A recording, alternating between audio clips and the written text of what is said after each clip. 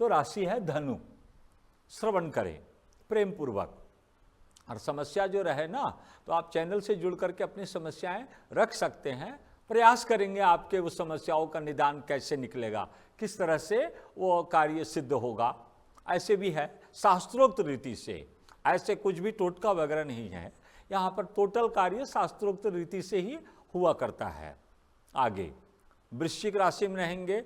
ये धनु राशि के लिए ये सूर्य 12वां माने जाते हैं। और 12वां सूर्य, जब सूर्य व्यय स्थान में चला जाता है, 12वां घर शनि का माना गया, क्षेत्र वो शनि का है, वो अधिकार परमात्मा ने शनि को दिया है। अब शनि के क्षेत्र में अगर सूर्य जाए तो वो विपरीत दिशा में, दोनों में वैर भाव है, लेकिन वहाँ पर वो खर्च जहाँ होना चाहिए वहाँ खर्च तो होता है, लेकिन वो खर्च पूरी तरह से व्यय हो जाता है, यानी व्यर्थ में किया गया, जिसको बोलते यार ये फालतू में चला गया। तो ऐसा संभावनाएं बनती है। तो सावधानी पूर्वक, अर्थात व्यक्ति को ग्रह फल किस लिए बताया जा रहा है, वो भाई हानि होनी निश्चित होती है, लेकिन यदि हम सावधान रहेंगे तो शायद कम होंगी, कम से कम होगी। सावधानी इसलिए नहीं है, ग्रह के फल को मिटाया नहीं जा सकता। हाँ, मिटाया जा सकता है, धर्मे न हन्यते, धर्म कर्म को हम करते हैं इसीलिए, देवी देवता पितरों की पूजन वगैरह किस लिए करते हैं, इसके पीछे यही रीजन है कि ये सब में हम जुड़े रहेंगे तो जो बड़े पैमाने पर होना है उसमें मिटा नष्ट नहीं किया जाता। जैसे अब जैसे आप छोड़ लीजिए भाई, बहुत ठंडी आई तो कोई ठंडी थोड़ी भाग जाता है। हम स्वेटर एक की जगह 2 पहन लेंगे, चादर ओढ़ लेंगे, कंबल ओढ़ लेंगे, तो सर्दी क्या बाहर भगा दिया क्या? नहीं, कोई भी चीज नष्ट नहीं। प्रकृति के नवग्रह भी प्रकृति के ही देव हैं, प्रकृति के ऊपर भगवान ने इन सबको प्रकृति के लिए बनाया। नवग्रह भी प्रकृति के लिए, पृथ्वी की रक्षा के लिए बनाया। प्रकृति के जो 6 ऋतु है, बरसात खूब हो रही है तो क्या बरसात बंद होगी? नहीं, आप छाता लगा लोगे, रेनकोट पहन लोगे। तो ऐसे ही ग्रहों के फल हैं, ये सब ध्यान रखना चाहिए।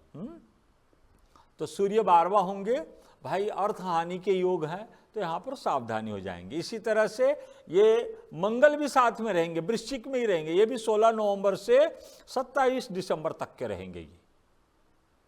तो मंगल भी 12वें में रहेंगे। तो मंगल भी 12वें घर में बैठ करके ये भी सूर्य के जैसा फल देता है। ये जैसा सूर्य का काम है 12वें घर में, अब वो कहावत भी है ना, चोरे चोर मौसेरे भाई। तो एक पाप ग्रह सूर्य भी उग्र है, मंगल भी वही है, और वो शनि के क्षेत्र में, तो शनि मंगल का भी मित्र नहीं है। तो इस वजह से सावधान हो जाएं। अब योगायोग ऐसा है कि 12वें घर में ही बुध भी आ जाएंगे, 6/11 से 26/11 तक। धनु राशि के लिए 12वें घर में सूर्य, 12वें घर में मंगल, 12वें घर में बुध। अब 12वें घर में बुध जो है यह भी वहां पर पूर्ण लाभ नहीं देगा, हानि भी नहीं होने देगा। क्यों? वैसे शनि का क्षेत्र है, तो शनि के क्षेत्र में बुध जब जाते हैं तो एक दूसरे के मित्र हैं, लेकिन वहां निष्क्रिय हो जाएंगे, वहां पर ये कुछ नहीं करेंगे। ये जो ग्रह वहां बलवान रहेगा, शनि में, मंगल में और ये बुध में, जो बलाबल वाला रहेगा ग्रह, उसी का फल वहां 12वें घर का मिलेगा। तो वहां पर भी बुध जो है वो निष्क्रिय हो जाता है। अब आ जाइए आपके लिए गुरु। गुरु मेष राशि में है। धनु राशि के लिए गुरु 5वां माना जाता है। और पंचम स्थान का जो गुरु है वह सुख कारक माना गया है, प्लस में बृहस्पति है। अर्थात धनु राशि के लिए फिलहाल ये महीने के अंदर न सूर्य से सहायता मिल रही है, न मंगल से और न बुध से। अब गुरु से संपूर्ण सहायता मिल रही है। आपको सावधानी, मतलब बृहस्पति की कृपा आपके ऊपर बनी हुई है, गुरु की दृष्टि से भी बनी हुई है, और गुरु पंचम भाव में स्थान बल है उनको बना हुआ है। निश्चिंत रहिए। अब ये चलेगा, गुरु अप्रैल तक के रहेंगे 5वां, आप निश्चिंत रहिए। फिर और भी भविष्य फल कथन होगा, और गुरु फिलहाल अप्रैल तक के बने हुए हैं 2024 के, तो निश्चिंत हो जाइए।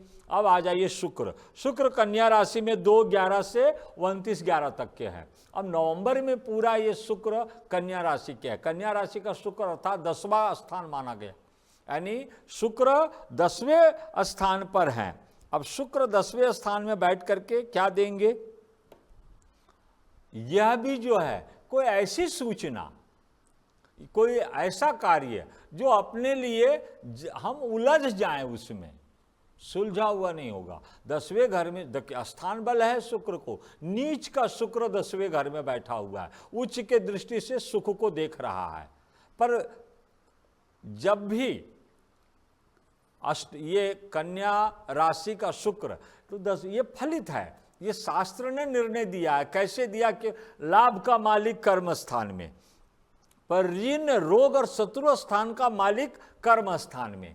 तो या तो शत्रु के कारण बोलो, या रोग के कारण बोलो, या ऋण के कारण बोलो, या आमदनी अनुकूल नहीं हुआ उसके कारण बोलो, अपना काम जो है वो उलझने वाला हो सकता है। तो धनु राशि वाले जो है यहाँ सावधान रहें। और ज़्यादा दिन नहीं है, नवंबर तक के ही रहेंगे ये, इसके बाद में फिर आगे बढ़ जाएंगे, तो वहाँ का फल आपको अच्छा ही मिलेगा। अच्छा मिलेगा बोले तो किंतु परंतु नहीं है संपूर्ण रूप से, क्योंकि आगे जो 10वें के बाद में शुक्र 11वें घर में जाएंगे तो प्लस पॉइंट ही रहेगा, घबराने की जरूरत नहीं है। लेकिन फिर भी कोई काम से संबंधित अगर कोई परेशानी हो रही है तो सावधानी पूर्वक कार्य करें। अब आ जाइए शनि पे। शनि कुंभ राशि में वर्ष भर रहेंगे, अर्थात 2025 के मार्च में बदल रहे हैं। तो अब कुंभ राशि में धनु मकर कुंभ, शनि आपके लिए तीसरे स्थान में है। अब तीसरे स्थान में शनि, यहां पर शनि पाप ग्रह है। पाप ग्रह पाप स्थान में रहे, तीसरा घर पाप ग्रह भी माना गया है। 12वां, तीसरा, 6वां और 8वां, ये सब जो 6, 3, 12 तो है ही है, और अष्टम पूर्ण रूपे से है। तो इस तरह से शनि यहाँ पर यश आपको भली कम मिले, लेकिन लाभ कम नहीं मिलेगा, यह ध्यान में रहे। आपको यश कम मिलेगा, नाम कम मिलेगा, पर अर्थ जो है वो पूर्ण रूप से आपको प्राप्ति होती रहेगी। तो शनि भी प्लस पॉइंट में है। अभी मेष में चल रहे हैं, तो ये भी पंचम भाव में है राहु, और 11वें स्थान में केतु। तो 11वें स्थान में केतु तो प्लस पॉइंट हो जाता है, और अब राहु आ जाएंगे चौथे भाव में, और 10वें भाव में केतु आ जाएंगे।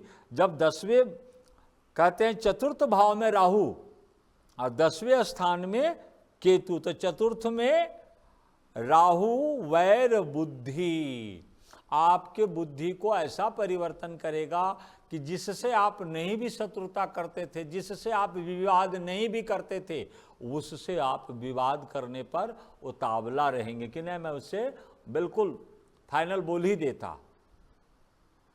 सावधानी हो जाए इसके लिए। और 10वें घर का जो केतु है वह भी वैर भाव को ही प्रेरित करता है। तो राहु और केतु ये दोनों ही वैर भाव बढ़ाने वाले आए हैं, और जो काम चल रहा है, जो कार्य हो रहा है, उसमें रुकावट आ जाएगी।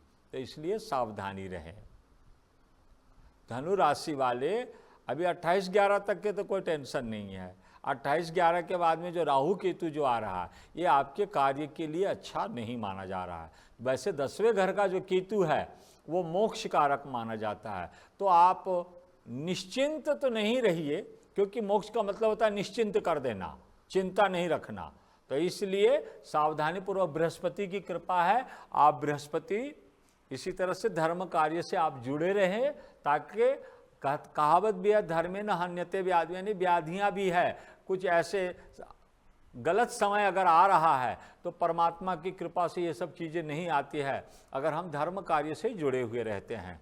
तो धनु राशि का दैनिक जो है ग्रहों का जो गोचर में जो फल है वो कथन किया गया। आगे जानकारी के लिए आप ये चैनल से जुड़े रहें और नंबर को नोट कीजिए। और इस तरह से किसी प्रकार की विशेष कोई समस्या है, क्योंकि कुंडली में जो जन्म के ग्रह योग होते हैं वो अलग होते हैं और गोचर के अलग चलते हैं, ये भी आपस में टकराते भी रहते हैं। तो इसके लिए बिना कुंडली देखे हुए निर्णय लेना संभव नहीं है। आज के लिए इतना ही। जय श्री कृष्ण, जय श्री कृष्ण।